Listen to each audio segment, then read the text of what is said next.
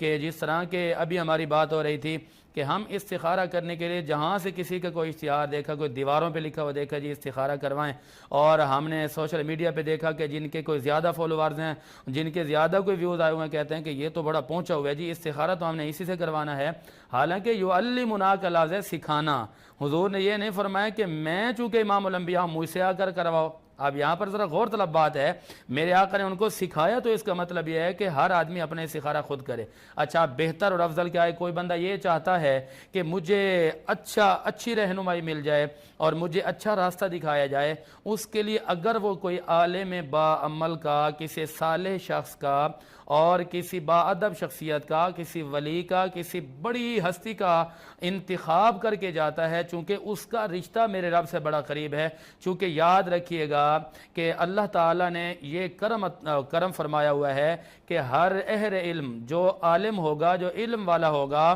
وہ اس کے اندر ولایت ہوگی۔ ہر ولی کے لیے ضروری ہے کہ عالم ہو، اور ہر عالم کو اللہ تعالیٰ نے اپنا دوست بنایا ہوا ہے۔ تو اگر کوئی بندہ اچھا رزلٹ لینا چاہتا ہے تو اس استخارہ کرنے کے اور آپ کے معاملات کے حل کے لیے بہترین آپشن اور بہترین حل آپ کے پاس علماء کا ہونا چاہیے، نہ کہ جو علاقہ کے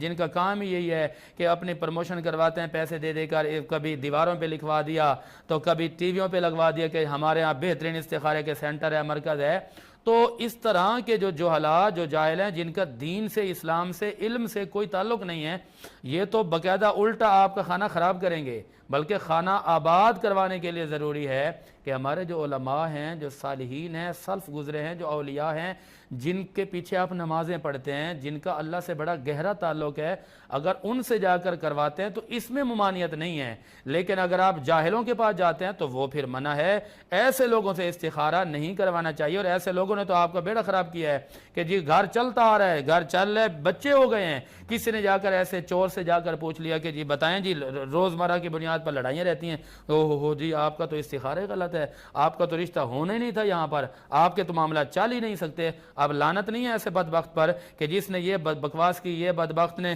ان کا رشتہ توڑوا دیا۔ اب وہ کیا کیا کہ 3-4 بچے ہیں، کہتے ہیں نہیں جی وہ کہہ رہے ہیں استخارے میں صحیح نہیں، اب تو آگے چل ہی نہیں سکتے، اب رشتے ختم کر کے بیٹھ گئے لوگ۔ تو میں نے پہلے بھی کہا کہ استخارے میں آپ نے خیر طلب کیا، اگر آپ کو استخارے میں وقتی طور پر یہ بھی آ رہا ہے نا کہ جی بہتر نہیں ہے، تو بہتر کا مطلب یہ نہیں کہ رشتہ ہو گیا تو توڑ دو، کام کرنا ہے تو روک دو، یہ نہیں ہے، بلکہ اپنے آپ کو بہتر کریں، اپنی نماز پڑھیں، روزہ رکھیں، رات میں تہجد پڑھیں، نوافل کے اہتمام کریں، وہ جو بہتر نہیں بھی اللہ اس کو بھی بہتر کر دے۔